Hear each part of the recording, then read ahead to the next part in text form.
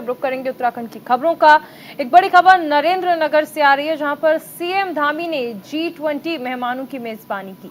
रात्रि भोज में सीएम धामी ने सभी का स्वागत किया।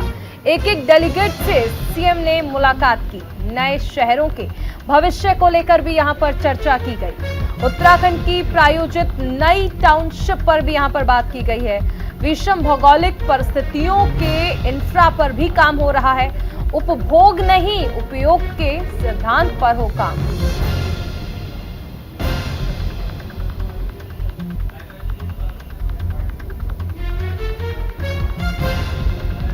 नरेंद्र नगर से ये बड़ी खबर आपको बताई जा रही है, जहां पर G20 के मेहमानों की खास मेजबानी मुख्यमंत्री पुष्कर सिंह धामी की ओर से की गई।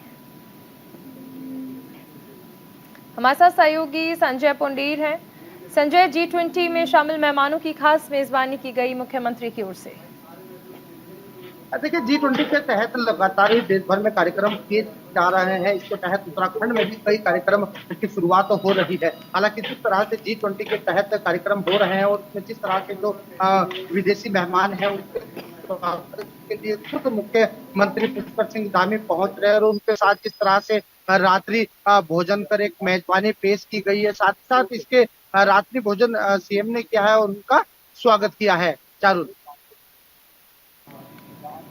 बिल्कुल। और संजय, सबसे अहम चीज है कि देखिए, मुख्यमंत्री ने एक एक व्यक्ति से मुलाकात की और नए शहर को लेकर किस तरह से टाउनशिप पर काम करना है, इसको लेकर भी खास चर्चा की गई।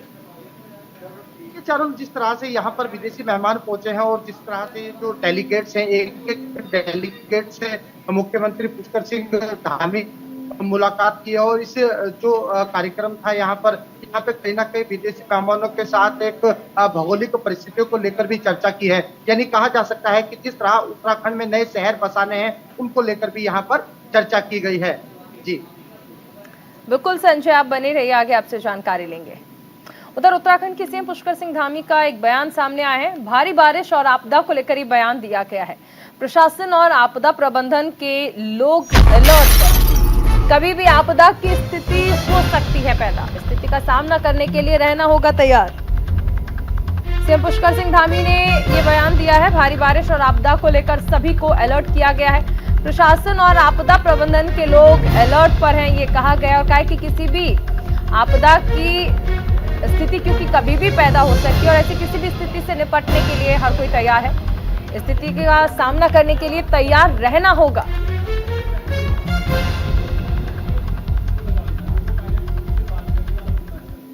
सभी प्रशासन के लोगों को, सभी आपदा प्रबंधन के लोगों को और सभी जो हमारी एजेंसियां हैं जो आपदा प्रबंधन के क्षेत्र में काम करती है, SDRF है, NDRF है, ITBP के लोग हैं और अन्य विभागों के लोग हैं, सभी एक दूसरे के साथ कोऑर्डिनेशन करेंगे और सभी अलर्ट मोड में रहेंगे क्योंकि बरसात के समय में हमारे यहाँ पर आपदा की कभी भी स्थिति पैदा हो सकती है और पिछले सालों के जो अनुभव हैं उसके आधार पर आगे के लिए सारी कोई भी स्थिति आए उसका सामना करने के लिए, उस स्थिति में लोगों को सहायता पहुंचाने के लिए सभी को तैयार रहने को कहा है।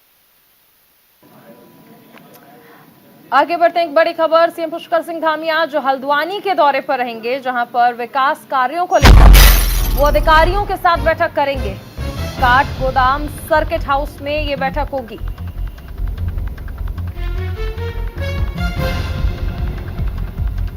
बड़ी खबर आपको बताई जा रही है।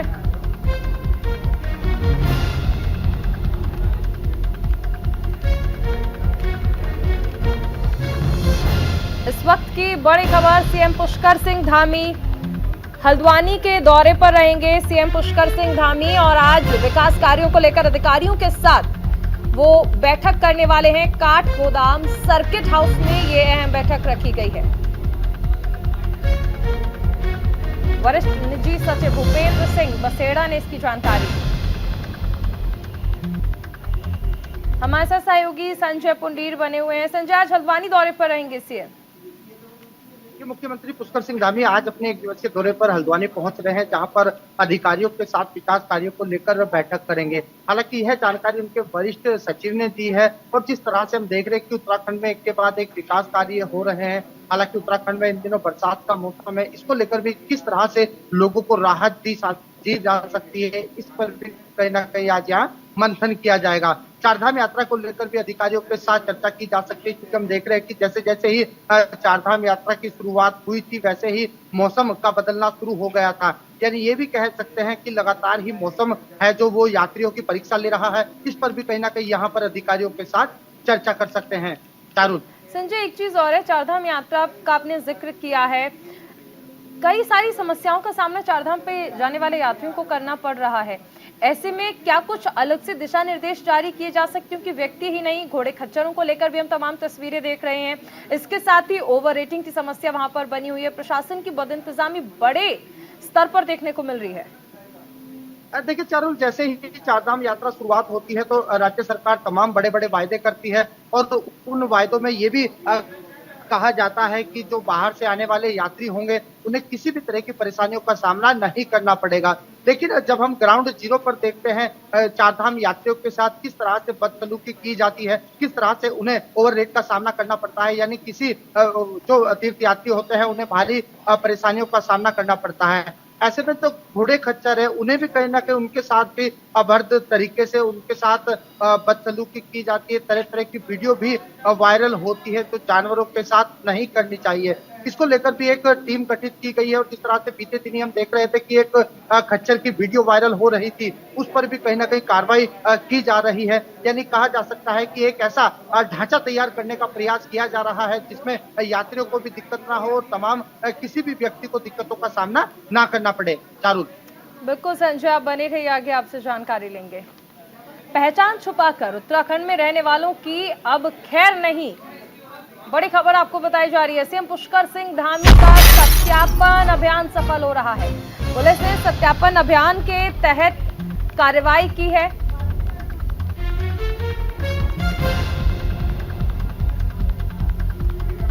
पुलिस ने 95 लाख से अधिक का जुर्माना वसूला है।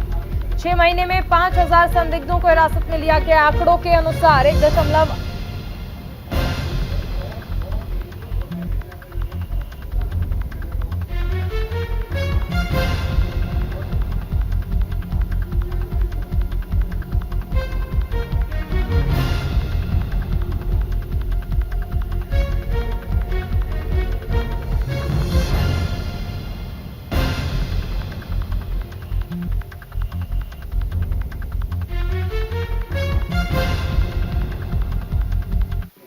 चलिए आगे बढ़ेंगे। एक बड़ी खबर देहरादून से आ रही है, जहां पर राज्य सहकारी बैंक में होंगी बोर्ड बैठक।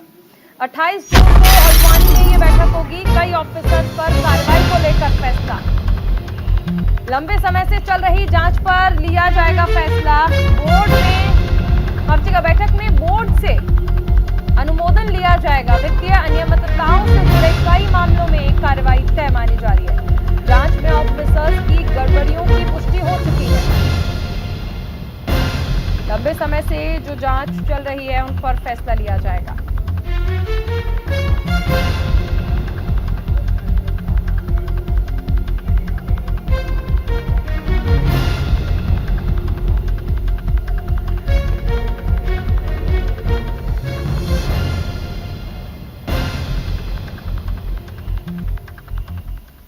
और अब देहरादून से एक बड़ी खबर, मध्य क्षेत्रीय परिषद की 24वीं बैठक उत्तराखंड में प्रस्तावित की गई। बैठक की अध्यक्षता करेंगे केंद्रीय गृह मंत्री अमित शाह। 15 जुलाई को नरेंद्र नगर के निजी होटल में ये बैठक प्रस्तावित की गई है। बैठक में एमपी, छत्तीसगढ़ के सीएम और 2 मंत्री शामिल होंगे और 17 बिंदुओं के अलावा तैयारियों के बारे में भी विचार विमर्श इसमें किया जाएगा। नरेंद्र नगर के एक निजी होटल में ये बैठक प्रस्तावित की गई है। यूपी, एमपी और छत्तीसगढ़ के मुख्यमंत्री इसमें शामिल होंगे। देहरादून से एक और बड़ी खबर, उत्तराखंड में मानसून ने दस्तक दे दी है। मानसून की दस्तक से कई रास्ते बाधित हो गए हैं। 3 स्टेट हाईवे सहित प्रदेश में 43 सड़कें बंद हो गई हैं। भूस्खलन के कारण सामने आई है ये समस्या। 51 जेसीबी से रास्ते को खोला जा रहा है। 26 से 29 जून तक प्रदेश में बारिश को लेकर अलर्ट है। मौसम विभाग का येलो और ऑरेंज अलर्ट जारी किया गया है। मॉनसून ने एक तरफ दस्तक दे दी है तो दूसरी तरफ से कई मार्ग बाधित हो गए हैं। 26 से 29 जून तक प्रदेश में बारिश को लेकर अलर्ट जारी किया गया है।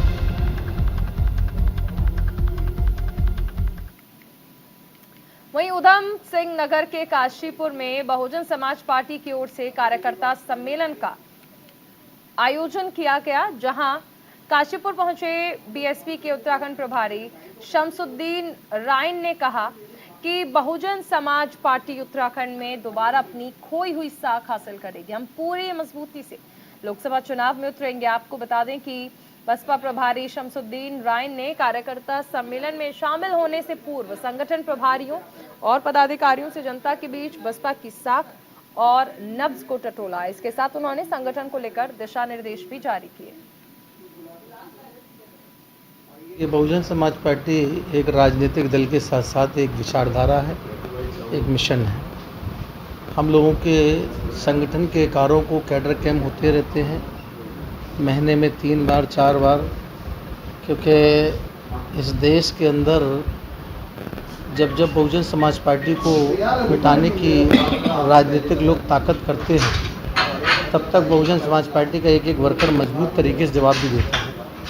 तो उसी पैटर्न पे देखते हमारी बहुजन समाज पार्टी की राष्ट्रीय अध्यक्ष बहन कुमारी मायावती जी आदेश अनुसार हमारा 1 दिवसीय यहाँ संगठन की समीक्षा लेने हम आए थे।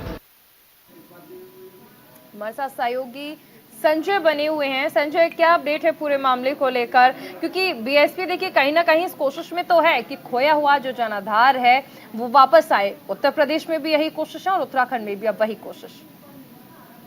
देखिए चारुल, जैसे जैसे चुनाव नजदीक आते हैं वैसे वैसे ही सभी राजनीतिक पार्टी सक्रिय हो जाती है और तमाम तरह के दावे और वायदे जनता के बीच पहुंचकर करना शुरू कर देती है। इसी तरह अब लगातार हम देख रहे हैं कि बहुजन समाज पार्टी की बात की जाए या कांग्रेस की बात की जाए या फिर अन्य कोई पार्टी हो, सभी लोग जनता के बीच पहुंच रहे हैं और बड़े बड़े वायदे कर रहे हैं। अपनी खोई हुई साख एक बार फिर वापस पाने के लिए बहुजन समाज पार्टी ने भी कमर कस ली है, क्योंकि हमने देखा है कि उधम सिंह नगर के काशीपुर में जो बहुजन समाज पार्टी के नेता है वो पहुंचे हैं शमसुद्दीन रायन, और इन्होंने कहा है कि लगातार लोकसभा चुनाव में हम मजबूती से लड़ेंगे और सभी विधानसभाओं पे सभी लोकसभा सीटों पर हम यहाँ कार्य करेंगे।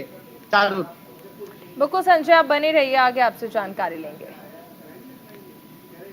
वहीं आने वाले त्योहार ईद उल अजहा को लेकर काशीपुर कोतवाली परिसर में एक शांति मीटिंग का आयोजन किया गया, जिसमें कई लोगों के बीच मीटिंग का आयोजन हुआ। मीटिंग में उप जिलाधिकारी अभय प्रताप सिंह, अपर पुलिस अधीक्षक अभय सिंह, पुलिस क्षेत्राधिकारी वंदना वर्मा, तहसीलदार यूसुफ अली और नगर निगम के SNA मौजूद रहे। मीटिंग के दौरान नगर के लोगों ने अपने अपने विचार रखे, जिसमें लोगों ने सड़कों पर लाइटों की व्यवस्था, पानी और सफाई व्यवस्था पर जोर दिया। इस दौरान लोगों ने प्रशासन से अनुरोध किया कि ईद के समय कोई भी शरारती तत्व त्योहार को खराब करने में अपनी भूमिका ना निभाए। इसके लिए उसे कठोर कार्रवाई की जाएगी और पुलिस प्रशासन को जगह जगह लगाया जाएगा।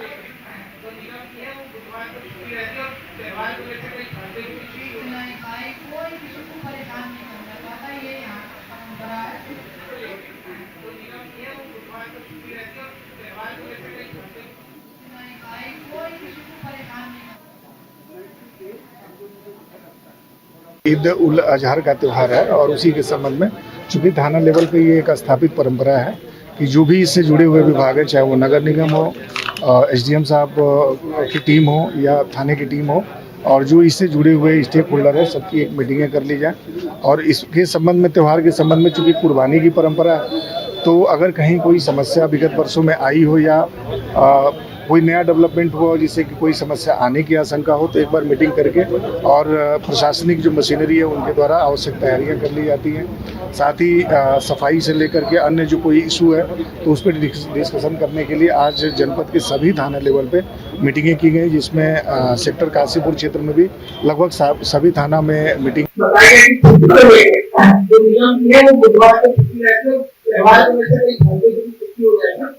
साफ सफाई के व्यवस्था पे अच्छे पड़ेगा, उसको भी ध्यान में रखा जाएगा।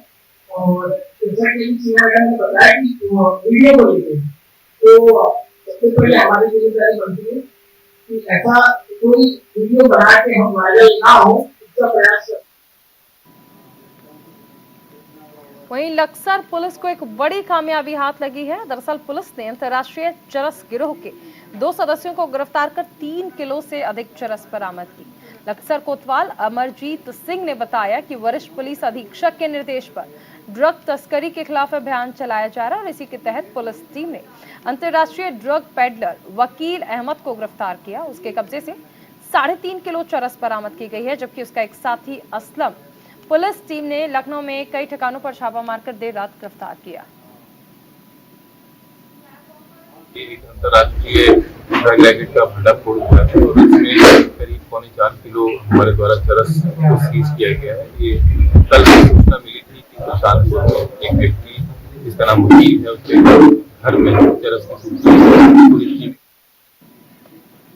लक्सर से सहयोगी जसवीर हमारे साथ जुड़ गए हैं। जसवीर, कहा जा सकता है कि नशे के विरुद्ध एक बड़ा अभियान जो है वो चलाया जा रहा है।